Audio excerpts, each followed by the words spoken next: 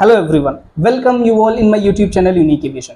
आज की वीडियो में हम बात करने वाले हैं अगले 3 फैक्टर्स के बारे में जो एयरक्राफ्ट के परफॉर्मेंस पे इफेक्ट डालते हैं। पहला फैक्टर यानी कि एटमॉस्फेरिक प्रेशर, वो ऑलरेडी हमने पिछले वीडियो में कवर कर लिया है। इस वीडियो में हम बात करेंगे डेंसिटी की, ह्यूमिडिटी की और टेम्परेचर की, कि ये 3 फैक्टर्स जो हैं एयरक्राफ्ट के परफॉर्मेंस पे इफेक्ट कैसे डालते हैं। तो सबसे पहले शुरू करते हैं डेंसिटी की और बताते हैं आपको कि डेंसिटी होता क्या है। तो डेंसिटी को अगर हम एक शब्द में बोले तो सिंपल सा होता है वेट पर यूनिट मास, या कह लो वेट, जो भी कह लो आप, मास या वेट पर यूनिट वॉल्यूम। ठीक है, यानी एक दिए गए जगह में कितना ज्यादा क्वांटिटी है किसी मटेरियल का, उसको बोलते हैं उसकी डेंसिटी। ठीक है, एग्जांपल के तौर पे आप मान लो कि आपके पास 2 कमरे हैं जिनकी लेंथ, ब्रेथ, हाइट सब कुछ सेम है। एक कमरे में 10 आदमी है और दूसरे में 50 आदमी है। ठीक है, कमरा उतना ही बड़ा है बट एक में 10 है और एक में 50 है। तो जिसमें 50 होंगे ऑब्वियसली उसमें क्या होगा, डेंसिटी बहुत ज्यादा होगी, बहुत ढेर सारे लोग होंगे, उसमें रश बहुत ज्यादा होगा, उसमें स्पेस बहुत ज्यादा कम होगा। ठीक है, तो इस तरह से आप समझ सकते हैं कि डेंसिटी का मतलब होता है एक गिवन वॉल्यूम में आपने कितना ज्यादा क्वांटिटी ऑफ मटेरियल रखा है। ठीक है, अब ये एयरक्राफ्ट के परफॉर्मेंस को कैसे इफेक्ट कर सकता है, इसको जानने से पहले एक छोटी सी बात मैं आपको बताता हूं। एयर जो है वो एक कंप्रेसिबल थिंग है। ठीक है, कंप्रेसिबल का मतलब ये होता है कि जब आप एयर कंटेनर में रखोगे और उसको ऊपर से पिस्टन से प्रेस करोगे, या आप यूं मान लो कि जो अभी एग्जांपल मैंने दिया था आपको कि एक कमरे में 10 आदमी है, एक कमरे में 50 आदमी है। मान लो कि आप उस कमरे में खुद गए और एक बड़ा सा कोई इक्विपमेंट लेके उन लोगों को आपस में दबाने लगे। ठीक है, तो आपस में अगर उन लोगों को स्क्वीज करोगे तो वो लोग छोटी सी जगह में आ जाएंगे, और जब वो लोग छोटी सी जगह में जाएंगे तो डेंसिटी और ज्यादा बढ़ जाएगी। ठीक है, तो इसी तरीके से जो हमारी डेंसिटी होती है वो वेरी करती है। कैसे वेरी करती है, और ये डेंसिटी का फॉर्मूला हमारे एयर पे अप्लाई क्यों होता है इसको भी मैं बता देता हूं। ठीक है, तो एयर क्या है, एयर मिक्सचर ऑफ गैसेस है, यानी बहुत ढेर सारे तरीकों के मिक्सचर ऑफ गैसेस से हमारा एयर बना हुआ है। जैसे कि nitrogen, oxygen, carbon dioxide, sulphates होते हैं बहुत ढेर सारे, मीथेन होता है, और इसी तरह के बहुत ढेर सारे गैसेस से मिल करके हमारा एयर बना हुआ है। और ये हर एक गैसेस के पास खुद के मॉलिक्यूल्स होते हैं। ठीक है, तो यानी कि जो एयर है वो क्या है, एक बंडल ऑफ मॉलिक्यूल्स है जिसमें बहुत ढेर सारे अलग अलग प्रकार के गैसेस के मॉलिक्यूल्स हैं। ठीक है, और मॉलिक्यूल्स क्या होते हैं, बहुत छोटे छोटे होते हैं। तो अगर किसी एरिया में ये मॉलिक्यूल ज्यादा है तो मतलब एयर की डेंसिटी ज्यादा है, किसी एरिया में ये मॉलिक्यूल्स कम है तो मतलब एयर की डेंसिटी कम है। ठीक है, तो इस तरीके से जो हमारा एयर है उसमें भी डेंसिटी का कॉन्सेप्ट आता है। अब इसमें 2 तरीके से हमारी डेंसिटी वेरी कर सकती है, या आप यूं कह लो कि 2 ऐसे लॉज हैं जिनके द्वारा हम डेंसिटी को गवर्न करते हैं, और वो 2 लॉज जो है बहुत ही सिंपल, जो बहुत ही अंडरस्टैंडेबल भी है। पहला है कि जब आप किसी एरिया पर, गिवन एरिया या गिवन वॉल्यूम पर आप प्रेशर को इंक्रीज करोगे, जब प्रेशर इंक्रीज होगा तो इस कंडीशन में आपकी डेंसिटी बढ़ जाएगी। वही सेम एग्जांपल जो मैंने आपको थोड़ी देर पहले बताया कि अगर आप किसी चीज को दबाओगे, यानी अगर वो एयर है उसके अंदर तो, और आप उसको दबाओगे तो एयर के मॉलिक्यूल्स और पास पास आ जाएंगे और डेंसिटी ऑफ एयर जो है वो बढ़ जाएगी। ये पहला रूल है। और दूसरा रूल जो है कि अगर आप किसी गिवन वॉल्यूम का टेम्परेचर बढ़ा दो तो टेम्परेचर बढ़ाने से क्या होगा, डेंसिटी घट जाएगी, यानी इनवर्सली प्रोपोर्शनल है। ठीक है, ये कैसे काम करता है,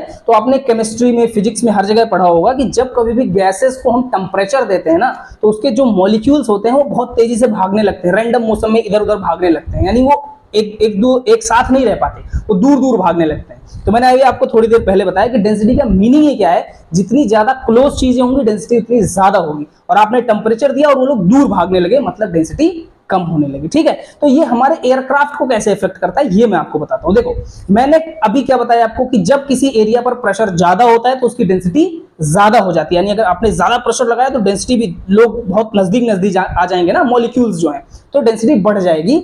और मैंने आपको कल की वीडियो में पढ़ाया था कि जैसे जैसे आप एटमॉस्फेयर में ऊपर की तरफ जाते हो आपका एटमॉस्फेरिक प्रेशर जो है वो घट जाता है। ठीक है, तो अगर एटमॉस्फेरिक प्रेशर घट रहा है इसका मतलब वहां डेंसिटी बहुत कम होगी, है ना। अभी मैंने आपको बताया कि अगर प्रेशर कम होगा तो वहां डेंसिटी भी कम होगी। तो अगर ऊपर डेंसिटी कम है, जैसे जैसे हम ऊपर जा रहे हैं, एयर मॉलिक्यूल्स कम है, तो हमारे एयरक्राफ्ट के लिए इजी है, वहां बहुत तेजी से वो उड़ सकता है क्योंकि वहां पर रेजिस्टेंस नहीं है। ठीक है, जैसे कि फॉर एग्जांपल मान लो आप कि आप एक रास्ते से जा रहे थे, वहां बहुत ढेर सारे बॉल्स पड़े हैं, तो आपका जो पैर है उन बॉल से टकराता हुआ जाएगा। बट आप एक ऐसे रास्ते पे जा रहे हो जहां बहुत कम 2, 4, 10 बॉल हैं, तो आपका पैर कम टकराएगा, यानी आप तेजी से वहां भाग सकते हो। ठीक है, इसी तरह से जो हमारा एयरक्राफ्ट है, जब वो लोअर लेवल्स ऑफ एटमॉस्फेयर में होता है तो बहुत ढेर सारे एयर के मॉलिक्यूल्स होते हैं, तो उतना तेज वहां नहीं भाग सकता, इतना तेज वहां पर उड़ नहीं सकता जितना वो अपर लेवल ऑफ एटमॉस्फेयर में उड़ सकता है, क्योंकि वहां पर एयर रेजिस्टेंस बहुत ज्यादा कम है। ठीक है, तो इस इंपॉर्टेंस की वजह से हम डेंसिटी को डिस्कस करते हैं जब भी हम बात करते हैं एयरक्राफ्ट परफॉर्मेंस की या फिर एरोडायनेमिक्स की। ठीक, तो अब हम स्टार्ट करते हैं और देखते हैं कि अपना ह्यूमिडिटी जो है वो एयरक्राफ्ट के परफॉर्मेंस पे कैसे इफेक्ट डालता है। ठीक है, तो अगर ह्यूमिडिटी को हम सिंपल भाषा में बोलें तो इसका मतलब होता है आपके एयर के अंदर कितना ज्यादा वाटर वेपर प्रेजेंट है, यानी आपके एयर के अंदर मॉइस्चर कितना ज्यादा प्रेजेंट है, उसमें नमी कितना ज्यादा है, इसी को बोलते हैं ह्यूमिडिटी। ठीक है, अब ह्यूमिडिटी को जब हम नापते हैं तो उसको दो तरीकों से नापते हैं। पहला होता है एब्सोल्यूट ह्यूमिडिटी और दूसरा होता है रिलेटिव ह्यूमिडिटी। एब्सोल्यूट ह्यूमिडिटी का मतलब ये होता है कि आपने थोड़ा सा एयर लिया, मान के चलो 1 केजी एयर ले लिया, और 1 केजी एयर के अंदर आपने देखा कि कितना ज्यादा वाटर वेपर प्रेजेंट है, उसको बोलते हैं उसका एब्सोल्यूट मॉइस्चर, यानी उसके अंदर कितना ज्यादा मॉइस्चर प्रेजेंट है, उसको बोलते हैं एब्सोल्यूट ह्यूमिडिटी। ठीक है, दूसरा जो होता है वो होता है रिलेटिव ह्यूमिडिटी। रिलेटिव ह्यूमिडिटी का मतलब ये होता है कि जैसे मान लीजिए आपने 1 केजी एयर लिया था अभी थोड़ी देर पहले, और आपने उसका जब नापा तो आपको पता चला कि उसमें 10 ग्राम्स ऑफ वाटर प्रेजेंट है, तो ये तो हो गया उसका एब्सोल्यूट ह्यूमिडिटी। लेकिन रिलेटिव ह्यूमिडिटी का मतलब ये होता है कि सबसे पहले तो आपने एब्सोल्यूट ह्यूमिडिटी निकाला कि 1 केजी ऑफ एयर में 10 ग्राम्स ऑफ वाटर है।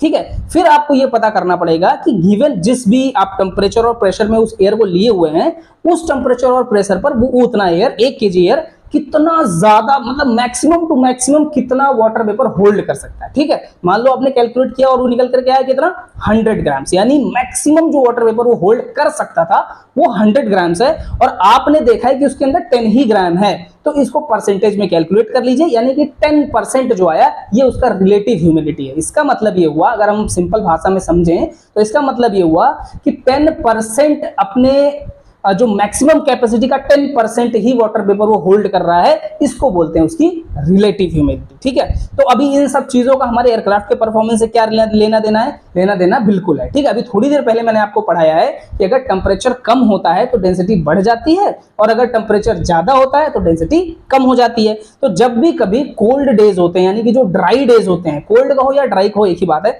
ड्राई यहां पे हम बोलेंगे क्योंकि ह्यूमिडिटी की बात कर रहे हैं, तो ड्राई डेज का मतलब होता है वो दिन जिनके अंदर हमारा जो ह्यूमिडिटी है वो कम होता है। ठीक है, तो जब भी कभी एयर के अंदर ह्यूमिडिटी कम होगी तो ऑब्वियसली वो ज्यादा डेंस होगा। ठीक है, और जब उसकी ह्यूमिडिटी ज्यादा होगी तो कम डेंस होगा।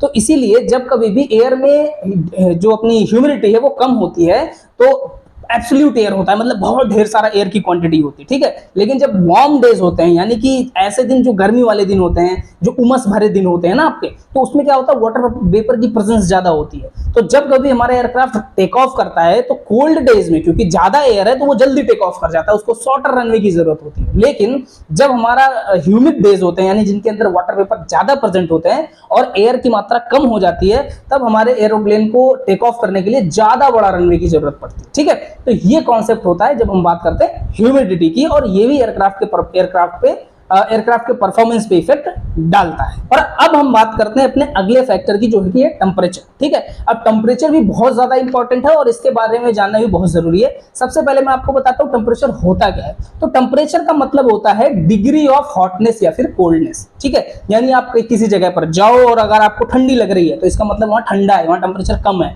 और अगर आप कहीं पर जा रहे हो आपको ऐसा लग रहा है कि यहाँ गर्म है बहुत ज्यादा, तो इसका मतलब वो क्या है, टेम्परेचर वहां पर हाई है। ठीक है, और अगर आप इसको कैलकुलेट कर लो डिग्री सेल्सियस में, फ़ारेनहाइट में या केल्विन में, तो आपको पता चल जाएगा कि कितना ज्यादा या कितना कम है। लेकिन जो आपका टेम्परेचर होता है उसका सिंपल सा मतलब होता है डिग्री ऑफ हॉटनेस या कोल्डनेस। ठीक है, अब हमारे टेम्परेचर जो है वो हमारे अर्थ के एटमॉस्फेयर में ऊपर की तरफ घटता है, यानी आप जैसे जैसे ऊपर की तरफ जाते हो आपका टेम्परेचर जो है वो घटने लग जाता है। ठीक है, और कितना घटता है ये भी जानना जरूरी है। तो हर 1000 फीट पर अगर आप 1000 फीट ऊपर जाओगे अर्थ के एटमॉस्फेयर में, तो लगभग 2 डिग्री सेल्सियस या फिर आप फ़ारेनहाइट में बोलो 3.5 फ़ारेनहाइट जो आपका टेम्परेचर है वो ड्रॉप हो जाता है, कम हो जाता है। ठीक है, तो ये बात आपको ध्यान रखनी है कि जब भी हम कभी अर्थ में एटमॉस्फेयर की तरफ ऊपर जाते हैं तो हमारा टेम्परेचर जो है वो डिक्रीज करता है। ठीक है, और टेम्परेचर के डिक्रीज करने की वजह से हमारे एयरक्राफ्ट पे कैसे इफेक्ट पड़ता है ये मैं आपको बता देता हूं। ठीक है, सबसे पहली बात कि जब भी हम एयरक्राफ्ट की बात करते हैं तो याद रखिएगा कि हम हमेशा ट्रोपोस्फीयर की बात करते हैं। ठीक है, ट्रोपोस्फीयर का मतलब होता है जो अर्थ का सबसे लोवेस्ट लेयर ऑफ एटमॉस्फेयर है। ठीक है, क्योंकि जो अपना टेम्परेचर है इसका वेरिएशन बहुत ज्यादा डिफरेंट है। ठीक है, कैसे डिफरेंट मैं आपको बताता हूं।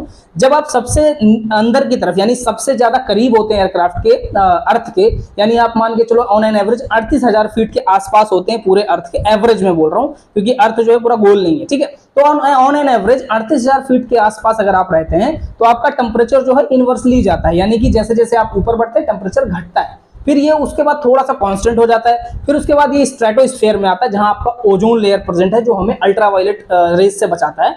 वहां पर आप पहुंचेंगे तो ये धीरे धीरे बढ़ने लग जाएगा, बढ़ते बढ़ते 0 डिग्री सेल्सियस वापस पहुंचेगा।